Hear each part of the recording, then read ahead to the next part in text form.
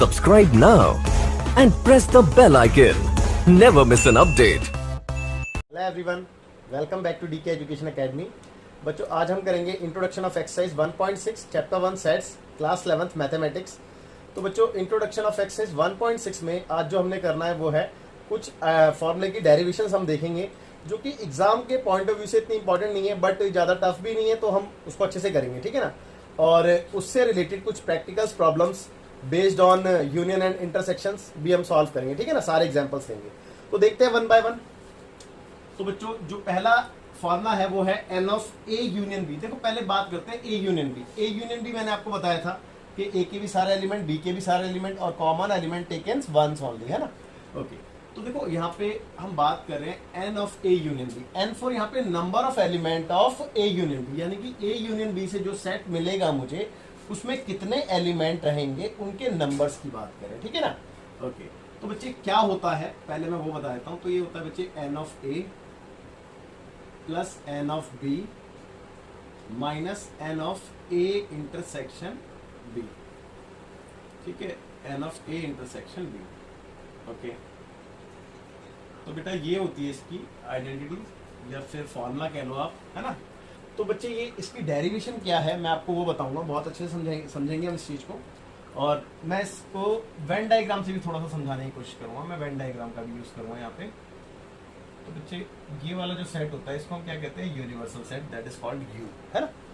और ये आपका ए सेट हो गया, यहाँ पे आपका कहीं पे बी सेट हो गया, ठीक है बेटा। आपको याद होगा कि इस वाले पोर्शन को, खाली इस वाले पोर्शन को, है ना, मैं इस वाले पोर्शन की बात कर रहा हूँ, आप ध्यान से देखें, खाली इस वाले पोर्शन को। तो इस वाले पोर्शन को बेटा ए माइनस बी कहते हैं, आपको पता ही है ना। इस वाले पोर्शन को हम क्या कहते हैं, ए इंटरसेक्शन बी। और ये वाला पोर्शन बी माइनस ए कहलाता है। ये सब चीजें मैंने आपको बहुत अच्छे से बता रखी हैं ऑलरेडी, तो दोबारा बताने की जरूरत नहीं है, ठीक है। बट फिर भी आप ध्यान दें कि अगर मैं इसको फाइंड आउट करता हूँ ए माइनस बी को, तो कैसे करता हूँ भाई। ए में से बी के एलिमेंट को हटा देता हूँ, तो ए ये वाला सेट था और बी के एलिमेंट यही थे जो कॉमन थे, तो इनको हटा दिया तो यही वाला पोर्शन तो आएगा। खैर, वो चीज़ नहीं समझनी आज हमने कुछ और करना है। तो देखो बेटे, मैं इसकी डेरिवेशन कराने जा रहा हूँ आपको, तो इसकी हम डेरिवेशन कैसे करेंगे हमने वो देखना है ना। तो चलो स्टार्ट करते हैं। देखना, ध्यान से देखना, N of A union B की मैं बात कर रहा हूँ। अब N of A union B का मतलब जो आपने सीखा है बेटा, आपने ये सीखा है ना कि ये सारे एलिमेंट, मतलब ये भी सारे, ये भी मतलब सारे एलिमेंट, है ना, जितने भी आप देख सकते हैं। तो मैं वही चीज करूंगा बेटा। देखो भाई, मैंने क्या किया, n of A minus B, ये वाला पोर्शन ले लिया, plus N of A intersection B plus N of B minus A. भाई यही करेंगे ना, यहां तक कोई डाउट नहीं होना चाहिए, है ना, बिल्कुल क्लियर है, ठीक है। आगे देखते हैं। तो आगे की अगर मैं बात करूं तो देखो, एक काम कर सकते हैं हम इसमें। अगर मैं ऐसा कर सकता हूं कि इसमें प्लस और माइनस कर दूं ए इंटरसेक्शन बी को, ये पॉसिबल है ना। तो मैं बच्चों वही करने वाला हूं। तो ध्यान से देखेंगे, n of A minus B plus N of A intersection B plus N of B minus A, ये तो एज इट इज रहा, है ना। इसमें मैंने प्लस कर दिया N of A intersection B और माइनस भी कर दिया N of A intersection B. भाई अगर मैं ऐसा करता तो कोई प्रॉब्लम नहीं होनी चाहिए, क्योंकि इससे का एंसिलर आउट हो जाएगा, तो कोई दिक्कत नहीं है, ठीक है। तो आगे देखते हैं। अच्छा, एक बात बताओ, अगर मैं इस वाले पोर्शन में ये वाला पोर्शन प्लस करता हूं तो क्या चीज लिख सकता हूं मैं, सेट ए लिख सकता हूं, नहीं लिख सकता। तो देखो, ये वाला पोर्शन ये रहा, है ना, और इंटरसेक्शन मतलब ये वाला पोर्शन ये रहा। भाई दोनों को मैंने प्लस कर दिया, तो मैंने क्या लिख दिया यहाँ पे, एन ऑफ ए, ठीक है, कोई डाउट नहीं होना चाहिए। सिमिलरली अगर बी माइनस ए में मैं ए इंटरसेक्शन बी को प्लस करूंगा तो सेट बी बन जाएगा। भाई देखो ना, बी माइनस ए ये रहा और ये वाला ये रहा, यानी कि इन दोनों का अगर मैं आपस में प्लस कर देता हूं तो मेरे पास क्या आ जाना था, एन ऑफ बी आ जाना था, ठीक है बेटा।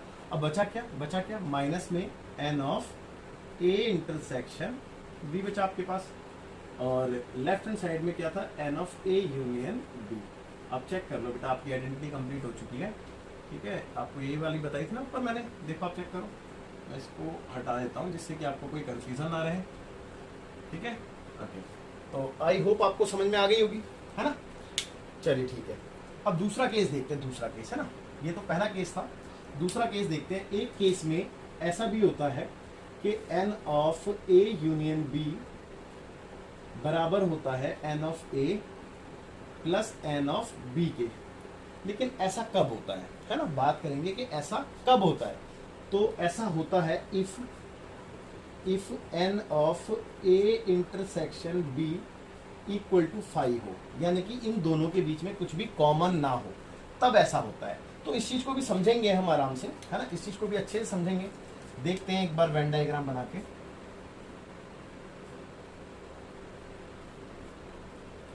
तो बेटा ये आपका यूनिवर्सल सेट हो गया, और ये कोई सेट A है, ये कोई सेट B है। और बेटा मैंने आपको ये भी बताया था कि अगर दो सेट में आपस में कुछ भी कॉमन ना हो तो उसको डिसजॉइंट सेट भी कहते हैं।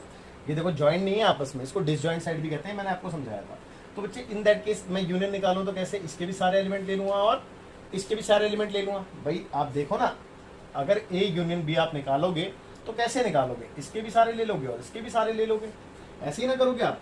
तो मैं ये कह सकता हूँ बेटा इन दैट केस अगर मेरा इंटरसेक्शन 5 है तो देखो ना, इसी चीज को अगर मैं इस फॉर्मूले में पुट करूंगा तो बेटा यूनियन की वैल्यू कितनी आएगी, ये एज इट इज रहेगा, ये एज इट इज रहेगा, और ये तो कुछ था ही नहीं क्योंकि 5 था, तो ये इधर आएगा ही नहीं। तो बच्चे आपको क्या मिला, n of a union b, n of a union b आपको क्या मिला, आपको मिला n of a plus n of b। तो आई होप आपको यहाँ तक भी कोई डाउट नहीं होना चाहिए और आपको अच्छे समझ में आ गया होगा। ठीक है बच्चे, तो इसका तीसरा और देखते हैं फॉर्मूला। बिफोर दैट आप please pause the video, note it down, और मैं इसके बाद आपको तीसरा वाला देखते हैं बच्चों एक बार। थर्ड में क्या है बेटा, देखो n of a union b union c, यानी कि अगर 3 सेट का केस हो तो, है ना, तो कैसे यूनियन देखते हैं। तो n of a plus n of b plus n of c plus, sorry plus नहीं minus, n of a intersection b minus n of b intersection c minus n of a intersection c, और last में plus n of a intersection b intersection c, है ना, ये है। मैं इसको एक बॉक्स में डाल देता हूँ। ये आपकी आइडेंटिटी है जब आपके पास 3 सेट होते हैं तब।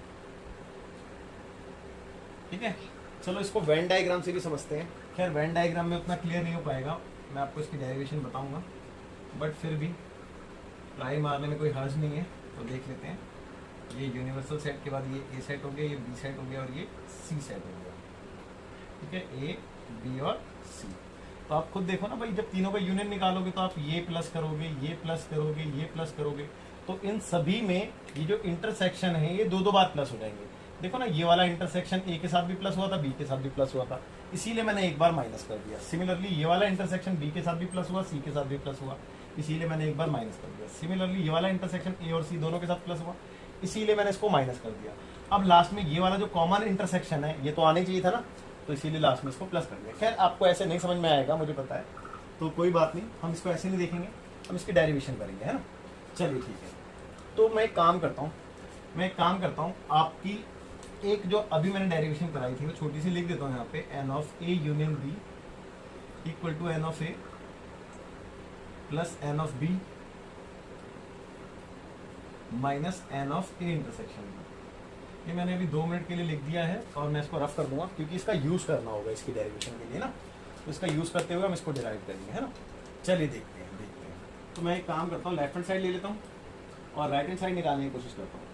तो लेफ्ट हैंड साइड में था n of a union b union c। अच्छा एक काम करें, आप इसको ऐसे कर सकते हो, देखो ऐसे करके, और अब मेरे लिए सेट A ये वाला हो गया और ये पूरा का पूरा सेट B हो गया। तो मतलब मैं इस वाले तरीके से कर सकता हूँ इसको ड्राइव आगे, है ना। तो बिल्कुल एज इट इज करेंगे हम। तो देखो इस फॉर्मूले के अकॉर्डिंग मैं क्या लिखूंगा, n ऑफ a, है ना, प्लस भाई n ऑफ b, b लिखते हैं ना, तो b तो मेरे लिए ये वाला सेट है, तो n ऑफ b की जगह b यूनियन c आएगा। ठीक है, और minus minus n of a, भाई इन दोनों का इंटरसेक्शन तो माइनस करते हैं, चेक कर लो, तो a intersection b union c, है ना। बिल्कुल भाई देखो ना, ये वाली आइडेंटिटी लगाई है मैंने, n of a plus n of b minus n of a intersection b। समझ रहे हैं बात को? ओके, अब हम आगे क्या कर सकते हैं, आगे की बात करते हैं। देखो n ऑफ a में तो वैसे भी मैं कुछ नहीं कर सकता, है ना, लेकिन हाँ N of B union C में मैं डेफिनेटली ये वाली आइडेंटिटी को से ओपन कर सकता था। ठीक है, तो देखो इसमें जब मैंने ओपन किया तो क्या आएगा मेरे पास, n of B plus N of C और माइनस दोनों का इंटरसेक्शन, तो N of B intersection C, that's it. और अगर मैं इसकी बात करूं तो बच्चे मैंने आपको डिस्ट्रीब्यूटिव लॉ पढ़ाया था, उसमें मैंने आपको बताया था कि जो इंटरसेक्शन है आपका वो डिस्ट्रीब्यूट हो जाता है यूनियन के अबाउट, है ना। तो N of A intersection C, भाई कुछ इस तरीके से लिख सकते हैं, नहीं लिख सकते इसको, डिस्ट्रीब्यूटिव लॉ याद है बेटा। तो डिस्ट्रीब्यूटिव लॉ से हम इसको थोड़ा सा सिंप्लीफाई करते हैं। तो देखो माइनस में N of A intersection B, ठीक है, क्लियर है। फिर union N of A intersection C. तो आई होप आपको यहां तक भी कोई डाउट नहीं होगा, है ना। और इसको मैं एक ब्रैकेट में ही रखता हूं अभी, ठीक है, क्योंकि बाहर माइनस का भी पंगा रहेगा, दैट्स ऑल। तो यहां तक भी आपको कोई दिक्कत नहीं होनी चाहिए। आगे देखेंगे, ठीक है। मैं इसको तो रफ कर ही दूं एटलीस्ट, और आगे देखते हैं। देखिए आपके पास क्या क्या हो चुका है, N of A as it is रहेगा, n of B as it is, क्योंकि ये सारी चीजें चाहिए, n of C B as it is. देखो ना, ये तो तीनों चीजें चाहिए थी वैसे भी, अब बी इंटरसेक्शन सी भी चाहिए था, तो मैं इसको भी नहीं छेड़ूंगा। तो बी इंटरसेक्शन सी। अब करते हैं इसकी बात। अब अगर ध्यान से देखें तो N of A union B, भाई फिर से ए यूनियन बी वाली बात बन रही है, नहीं बन रही है। तो फिर से क्या मैं ये वाला आइडेंटिटी नहीं लगा सकता? तो बिल्कुल लगा सकते हैं। या फिर एक काम कर सकते हैं हम, अगर आपको लगता है कि थोड़ा बड़ा हो जाएगा तो आप इसको है ना रफ कर दो। मैं बताता हूँ आपको, आप इसको रफ कर दो क्योंकि थोड़ा सा स्पेस कम है बोर्ड पे। और आप क्या करेंगे, इसको इक्वेशन नंबर 1 से डिनोट कर देंगे, है ना। अब इक्वेशन नंबर 1 में से आप इस वाले पोर्शन को अलग से सॉल्व करोगे, फिर इसका आंसर इक्वेशन नंबर 1 में हम सब्स्टिट्यूट करेंगे। तो मैंने अभी ये ले लिया, कितना पोर्शन बेटा, एन ऑफ, इसका भी एन अगर मैं चाहूँ तो ब्रैकेट के बाहर लिख सकता हूँ यूं करके यहाँ पे, है ना। देखो ये भी तो कर सकता हूँ ना मैं, ठीक है। इसको थोड़ा सा करीब लिखते हैं, इसके क्या था, ए इंटरसेक्शन सी, ठीक है बेटा, ऐसे भी लिख सकते हैं। तो अब मैं ये लिखने जा रहा हूँ यहाँ पे, A intersection B union A intersection सी।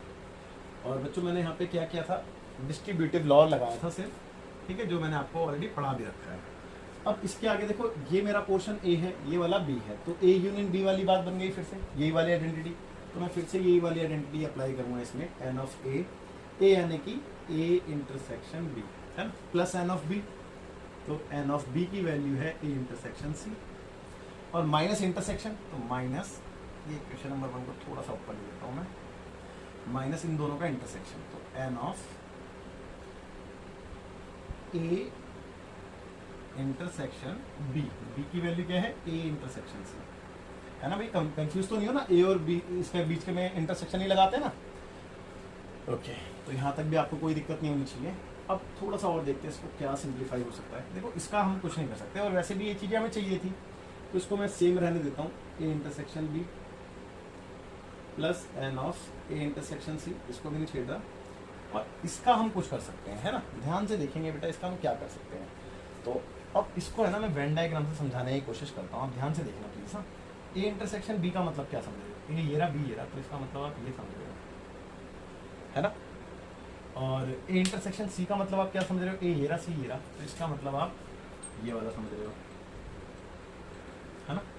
अब इन दोनों में कॉमन, भाई इंटरसेक्शन का मतलब क्या है कि इन दोनों का कॉमन, तो इन दोनों का कॉमन तो यही वाला पोर्शन आएगा।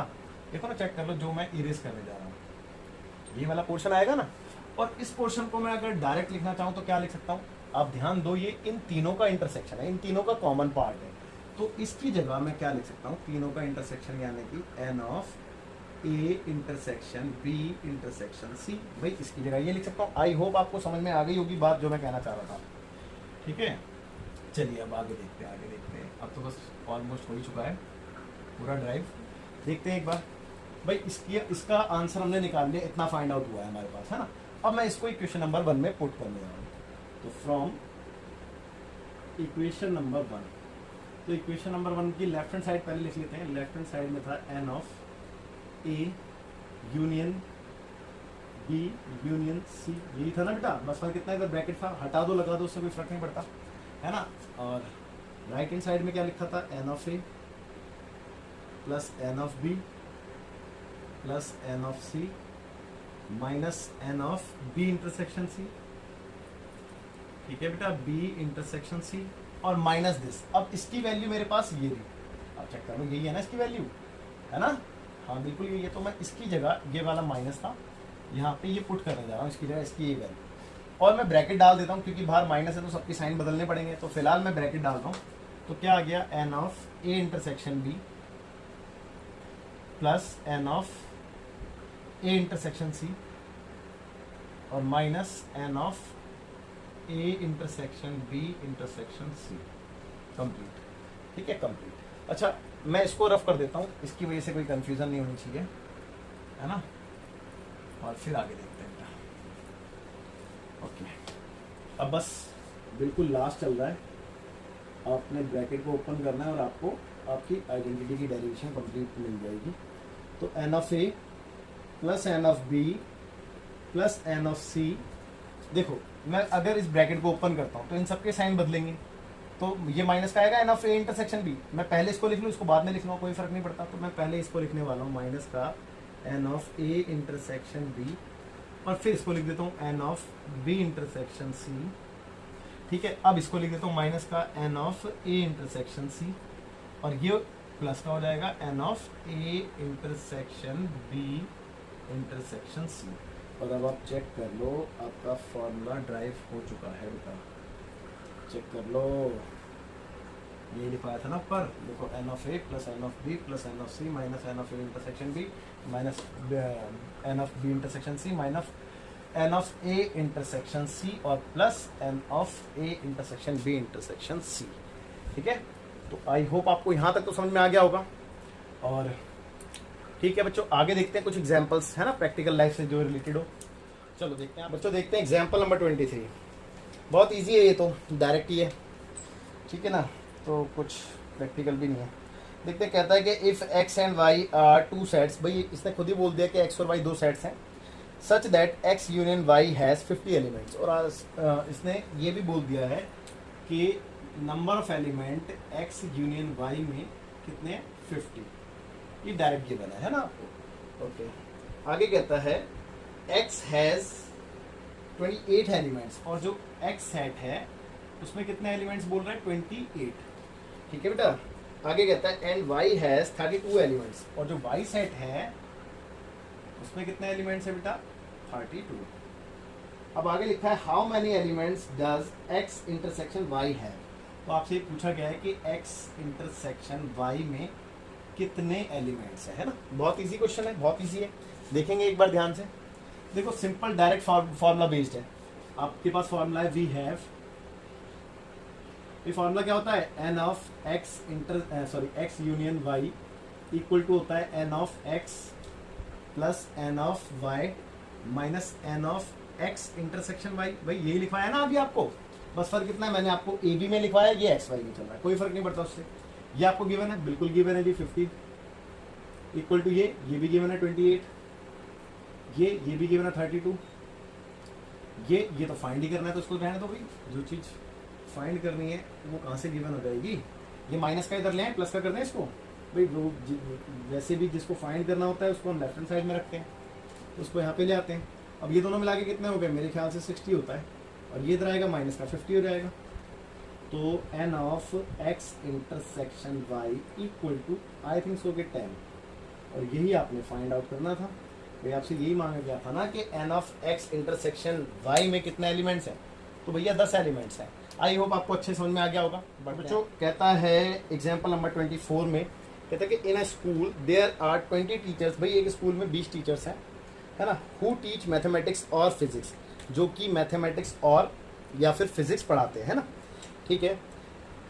ऑफ दीज 12 टीच मैथमेटिक्स, इनमें से जो 12 टीचर्स हैं वो मैथमेटिक्स टीच करते हैं, and 4 teach both physics and mathematics, और जो 4 ऐसे हैं जो दोनों ही पढ़ाते हैं, ठीक है।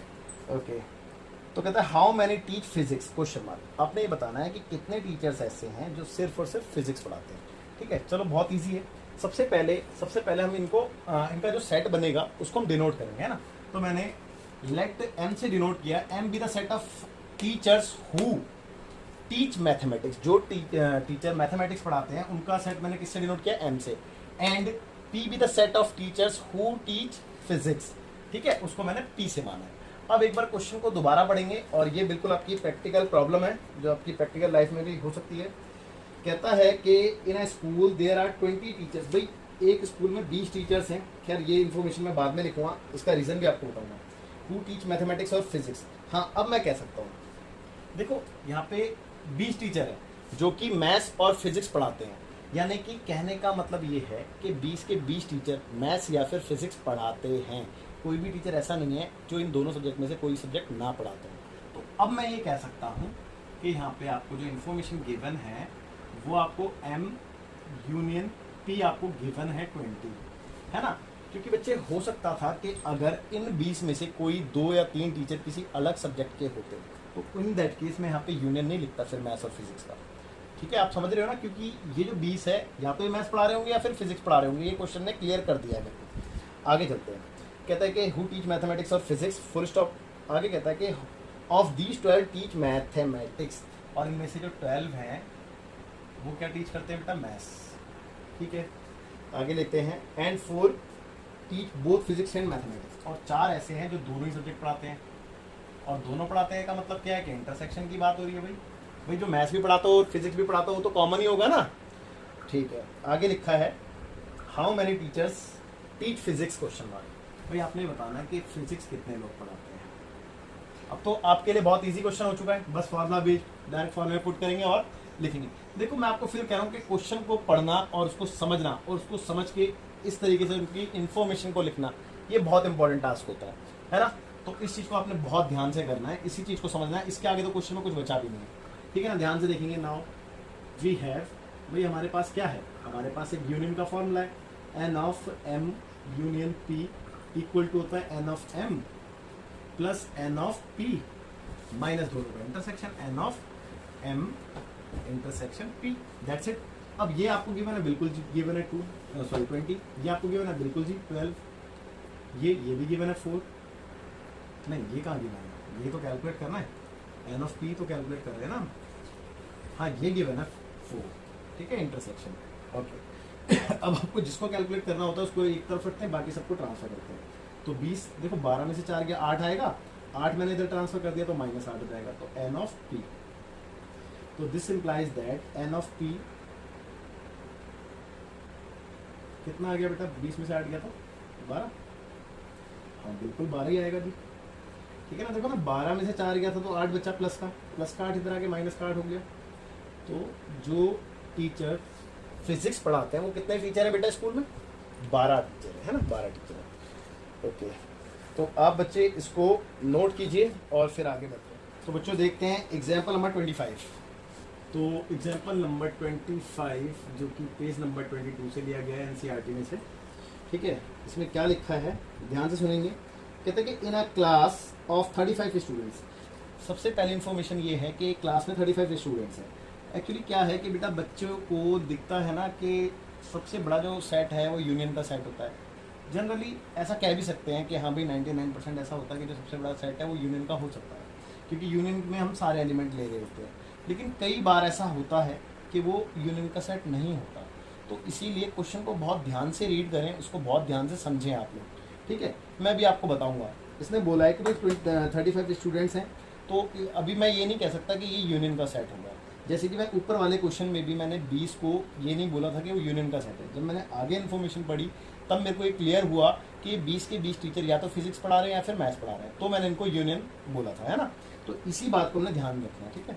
इसी चीज़ को हम समझेंगे और अभी फर्दर क्वेश्चन में भी देखेंगे तो अच्छे समझ में आ जाएगा। कहता है कि in a class of 35 students, चलो ये तो एक अलग बात हो जाती है। कहते हैं 24 लाइक टू प्ले क्रिकेट, लेकिन ये कंफर्म हो गया कि इनमें से जो 24 है वो क्रिकेट खेलना पसंद करते हैं। तो मैंने सबसे पहले वही लेट करना था, तो मैंने लेट कर लिया ए be the set of students who play cricket, और बी से मैंने मान लिया जो कि बच्चे क्या फुटबॉल प्ले करते हैं ना, खेलते हैं, ठीक है। तो सबसे पहली इन्फॉर्मेशन जो थी हमारे पास वो थी ये कि 24 लाइक टू प्ले क्रिकेट। तो एन ऑफ ए भाई ए सेट ही है ना जो क्रिकेट खेलते हैं।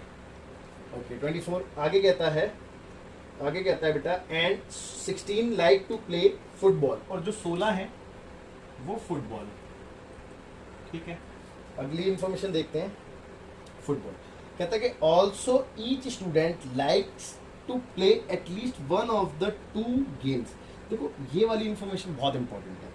कहता है कि ऑल्सो ईच स्टूडेंट मतलब जितने भी स्टूडेंट्स हैं, वो कहता है students like to play at least one of the two games, यानी कि वो कम से कम एक गेम तो खेलते हैं। यानी कि ये इन्फॉर्मेशन बहुत इंपॉर्टेंट थी। कहता है कि जितने भी स्टूडेंट हैं, यानी कि हमारे पास कितने स्टूडेंट थे भाई 35 स्टूडेंट्स थे, और वो दोनों में से कोई एक गेम तो खेलते हैं। मतलब एक गेम का खेलने का मतलब है कि ये खेलते होंगे या फिर ये, या फिर हो सकता है दोनों भी खेलते हो। यानी कि अब ये बात क्लियर हो गई, ये जो 35 था ये हमें यूनियन ही दे रखा था। अब मैं ये कह सकता हूँ कि ये इन्फॉर्मेशन मेरे लिए यूनियन है। जो इसने पहले बोला था ना कि 35 स्टूडेंट्स है क्लास में, अब इसने ये बोल दिया कि भाई जो 35 स्टूडेंट्स हैं वो सबके सब कोई ना कोई गेम खेलते हैं, तो ये इन्फॉर्मेशन क्लियर हो जाती है कि ये यूनियन है आपको। ठीक है, आगे देखेंगे आगे क्या लिखा है। कहता है कि how many students like to play both cricket and football. आपको ये बताना है जो दोनों खेलते हैं। तो N of A intersection B आपने कैलकुलेट करना। अब तो यार क्वेश्चन में कुछ बचा ही नहीं है। ठीक है, अब तो बस फॉर्मूला लगाना है और आंसर पाना है। तो वी हैव क्या होता है बेटे हमारे पास, n of A union B equal to होता है N of A plus N of B minus N of A intersection B. इसको उठा के इधर ले आते हैं भाई, डायरेक्ट ये लिख दूँ। चलो अगले स्टेप में लिखते हैं। ए यूनियन बी की वैल्यू कितनी है 35, ए की वैल्यू 24, बी की वैल्यू कितनी है बेटा एन ऑफ बी 16, और इंटरसेक्शन तो हम कैलकुलेट ही कर रहे हैं, तो N of A intersection B as it is. तो देखो 35 तो एज इट इज रहा, या फिर 35 को छोड़ो, इसको उठा के इधर लेके आता हूँ। N of A intersection B हो गया इधर आके पॉजिटिव नेगेटिव से, है ना। यहाँ पे कितना हो गया 6 4 10 0, और 2 और 1 3 और 1 4 40, और ये इधर आएगा तो माइनस का 35 हो जाएगा। तो N of A intersection B equal to कितना आएगा बेटा 5। तो बेटा 5 बच्चे ऐसे हैं जो मैथ्स कह रहा हूँ सॉरी, जो क्रिकेट भी खेलते हैं और फुटबॉल भी खेलते हैं। ठीक है ना, चलो बढ़ते हैं, देखते हैं बच्चों एग्जाम्पल नंबर 26 जो कि पेज नंबर 23 पे है, और अच्छा क्वेश्चन है एक, है ना। देखो कहता है कि in a survey of 400 students, यहाँ पे जो सर्वे हुआ वो 400 लोगों का हुआ। अब मे भी हो सकता है कि 400 यूनियन हो, या हो सकता है कि ना भी हो, है ना। मैंने बताया था आपको कि सबसे बड़ा नंबर देख के आप उसको यूनियन घोषित ना करें। आगे क्वेश्चन को ध्यान से पढ़ें।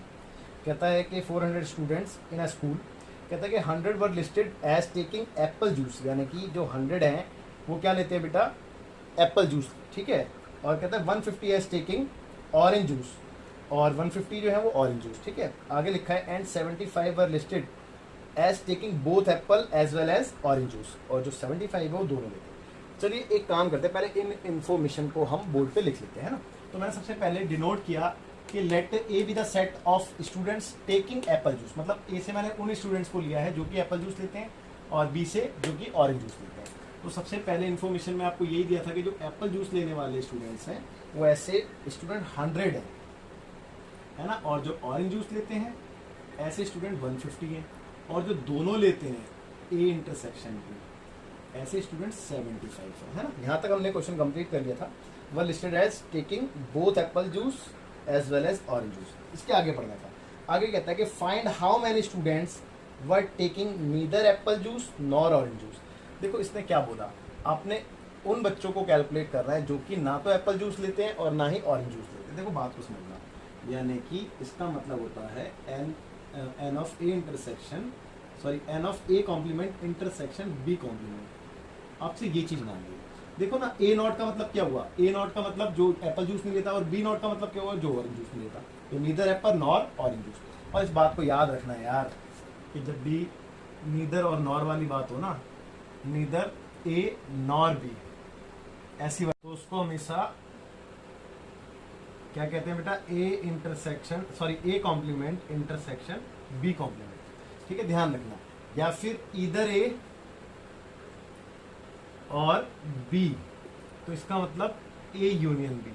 और ये बेटे आपको बहुत हेल्प करेगा प्रोबेबिलिटी में भी, और इस चैप्टर में तो है ये।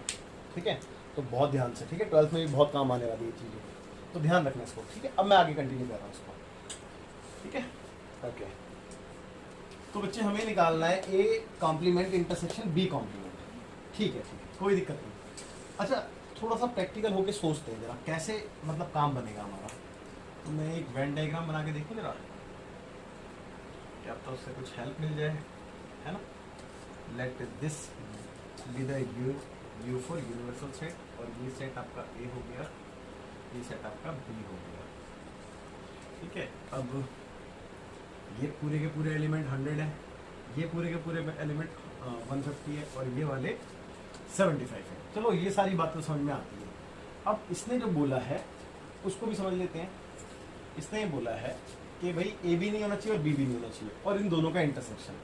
भाई ए भी ना हो तो इसका मतलब बाहर बाहर वाले एलिमेंट आएंगे ना सारे के सारे, इसमें भी ये भी आएगा, और बी भी ना हो तो इसके भी बाहर वाले एलिमेंट आएंगे। इन दोनों में कॉमन एलिमेंट कौन से होंगे बेटा? ये वाले, यानी कि इसने ये वाली चीज़ मांगी है ना, ये वाली चीज़ कैलकुलेट करने को बोलता है। बात को समझो, ठीक है। चलो कोई दिक्कत नहीं। अब मैं इसको निकाल कैसे सकता हूँ यार? जाहिर सी बात है ना, यूनिवर्सल सेट में से अगर मैं ए यूनियन बी को माइनस कर दूँगा तो बाहर वाले तो मिलेंगे मेरे को। तो बस मेरे को पता चल गया कि मेरे को क्या करना था इस क्वेश्चन में ना। तो मेरे को इस क्वेश्चन में सिर्फ और सिर्फ यूनिवर्सल सेट में से यूनियन को माइनस कराना था। अब मैं ये चेक करूँगा कि क्या मेरे को यूनियन गिवन है। देखो ना, आपको एक इन्फॉर्मेशन दी थी जो मैंने आपको स्टार्टिंग में पढ़ के ही बताया था। मैं एक बार और पढ़ देता हूँ क्वेश्चन को, जिससे कि आपको अच्छे से क्लियर हो जाए।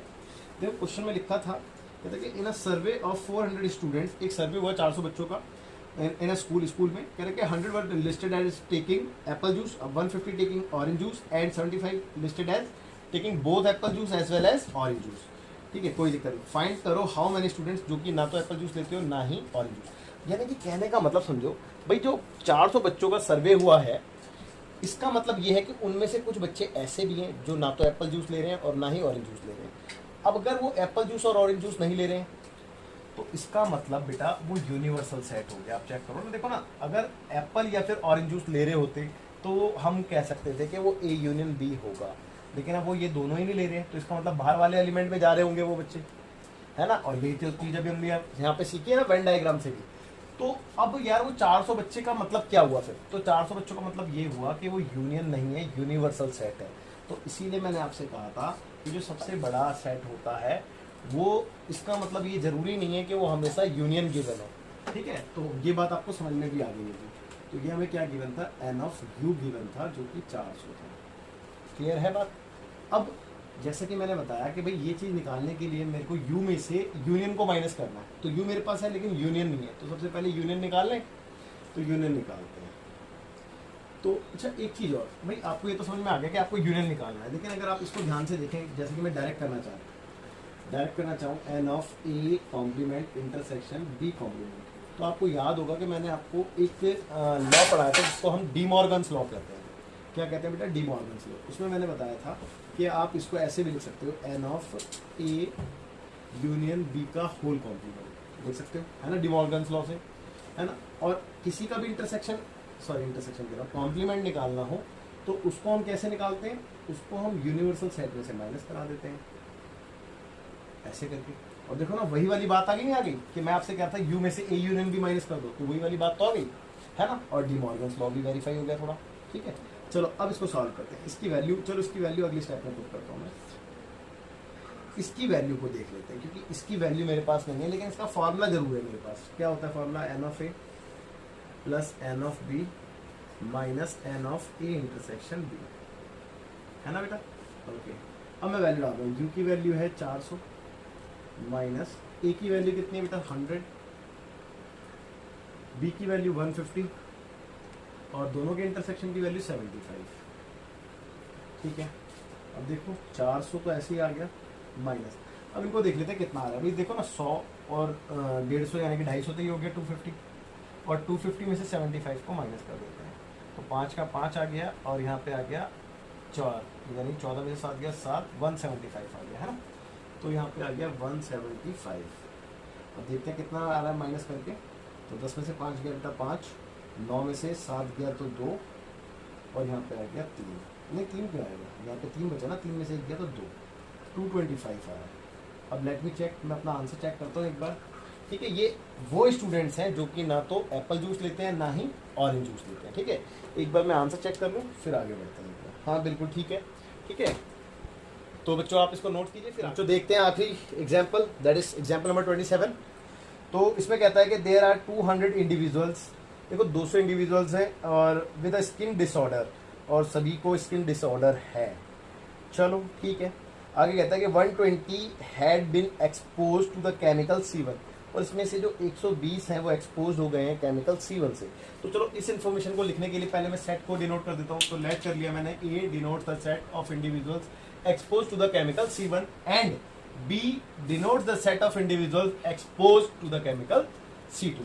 तो बेटा इसने ये बोला है कि जो C1 केमिकल से एक्सपोज हुए हैं वो कितने हैं बेटा, 120 had been expose to the chemical C1। तो N ऑफ A के लिए 120 इंडिविजुअल्स है ना। और आगे बढ़ते हैं, 50 टू द केमिकल C2, और 50 ऐसे हैं जो केमिकल C2 यानी कि B सेट वो 50 हैं। आगे देखेंगे and 30 to both the chemical C1 and C2, और 30 जो है वो दोनों से एक्सपोज है यानी कि N of A intersection N of B। ऐसे कितने हैं बेटा, 30 है। ओके आगे देखते हैं। आगे कहता है to both C1 and C2 find the number of individuals exposed to. देखो हमने उन इंडिविजुअल्स को बताना है, उसके लिए आपको 3 पार्ट दे रखे, मैं यहाँ पे दे देता हूँ। नंबर 1 में कहता है कि chemical C1 but not C2।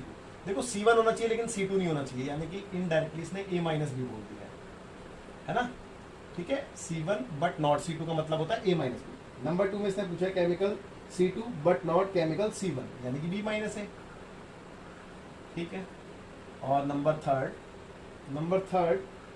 Third में इसने ये बोला है कि केमिकल C1 और केमिकल C2। देखो केमिकल C1 और मतलब यूनियन केमिकल C2। तो ये आपसे इसने 3 चीजें मांगी हैं, और तो कुछ नहीं मांगा ना बेटा, एक बार चेक कर लेते हैं। और तो कुछ नहीं मांगा ना, बस यही 3 चीजें हैं। ठीक है, तो इसको देखते हैं एक बार। तो आई होप इस क्वेश्चन में भी आपको कोई डाउट नहीं रहा होगा। अब आप ये सोच रहे होगे कि सर एक इन्फॉर्मेशन दी थी 200 इंडिविजुअल्स करके, तो वो क्या था बच्चे, वो था यूनिवर्सल सेट। अब आप ये सोच रहे होगे कि सर कैसे पता कि वो यूनिवर्सल सेट था। तो बिल्कुल आपकी बात बिल्कुल ठीक है कि कैसे पता वो यूनिवर्सल सेट था, क्योंकि मैंने आपको बता रखा है कि वो यूनिवर्सल भी हो सकता है और यूनियन भी हो सकता है। तो यार एक बात बताओ, जब उसने आपसे यूनियन मांगी ली है तो वो यूनियन कैसे हो सकता है ना। पॉइंट नहीं है इस बात में, तो इसका मतलब वो यूनिवर्सल सेट था। चलो आगे देखेंगे। अब 1 बाय 1 इन चीज़ों को समझने की कोशिश करते हैं। देखो वेन डायग्राम में भी थोड़ा सा समझेंगे। ये आपका यूनिवर्सल सेट है, ये सेट A है, ये सेट B है ना। खाली इतने पोर्शन को A माइनस B कहते हैं, खाली इतने पोर्शन को B माइनस A, और ये होता है A इंटरसेक्शन B, और ये पूरा तो मतलब आप पता ही है यूनियन होता है ना। चलिए खैर वो बात है। अब बात आती है कि मैं ये कैसे निकाल सकता हूँ, है ना, ये कैसे निकाल सकता हूँ। तो नंबर 1 की अगर मैं बात करूँ सॉल्यूशन पार्ट में, ठीक है, सॉल्यूशन पार्ट में मैं नंबर 1 यहाँ पे लिखना चाहूँगा। तो बच्चे मेरे को निकालना है N of A minus B। अब आप ध्यान देना, देखो आपको यहाँ से बहुत अच्छे समझ में आएंगी चीज़ें। अगर मैं N ऑफ A में से माइनस कर दूँ N of A intersection B को, देखो ना, अगर मैं इस पूरे में से इस इंटरसेक्शन पोर्शन को माइनस कर देता हूँ तो A माइनस B तो आएगा। चेक कर लो, बिल्कुल यार बिल्कुल यही आएगा। अब आप ये चेक करो कि क्या ये है आपके पास, जी बिल्कुल है 120। क्या ये है आपके पास, जी ये भी बिल्कुल है 30। तो बेटा आपको रिजल्ट मिल गया 90, है ना। तो ये आपका पहले पार्ट का आंसर हो सकता है। अब सेकंड पार्ट के लिए देखते हैं। सेकंड पार्ट में आपसे मांगा था N of B minus A। तो सिमिलरली भाई B सेट में से अगर आप इंटरसेक्शन को माइनस कर दोगे तो आपका काम बन जाएगा। तो N of A intersection B। तो B सेट क्या था बेटा, 50 एलिमेंट थे और इसके अंदर 30 एलिमेंट थे, तो आपका आंसर आ गया 20। आई होप आपको यहाँ तक भी कोई डाउट नहीं होगा। अब तीसरा देखेंगे, तीसरा है ना, तीसरा। तो थर्ड में आपसे क्या बोला गया था, N of A union B equal to N of A plus N of B minus N of A intersection B।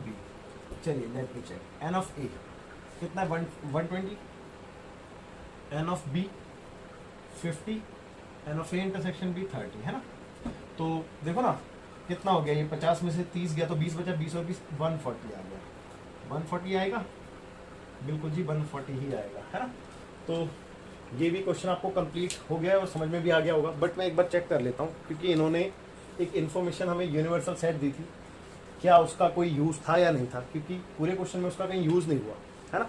तो आई एम नॉट श्योर, एक बार मैं क्वेश्चन पढ़ के चेक कर लेता हूँ कि क्या कोई उसका यूज़ था या फिर नहीं था, और मैं अपने आंसर्स को भी टैली कर लेता हूँ। There are 200 individuals with a skin disorder, 120 had been expose to the chemical C1, 50 to the chemical C2 and 30 to both the chemical C1 and C2। ठीक है, full stop. Find the number of individuals expose to chemical C1 but not C2, chemical C2 but not C1। ठीक है भाई, इसका मेरे को नहीं लगता कि इसका यूनिवर्सल सेट का कोई यूज़ हुआ है, और क्वेश्चन में कोई यूज़ था भी नहीं। ठीक है, चलो खैर वो बात की बात है, यूज़ था या नहीं था। हम अपने आंसर्स को टैली करते हैं। तो पहले पार्ट का हमारा आंसर 90 है, 90 बिल्कुल ठीक है। दूसरे पार्ट का आंसर 20, ये भी बिल्कुल ठीक है। और लास्ट पार्ट 140 बिल्कुल ठीक है। तो बच्चों, आज की क्लास हम यहीं पे ओवर करेंगे, और आई होप आपको यहाँ पे कोई डाउट भी नहीं रहा होगा। ठीक है, आप वीडियो को पॉज करके प्लीज़ इसको नोट कर लेना, और बाकी आपसे मिलते हैं अगली वीडियो में। Thank you so much. अगर वीडियो अच्छी लगे तो बच्चे प्लीज़ लाइक शेयर कर देना, कमेंट कर देना। Thank you so much, bye.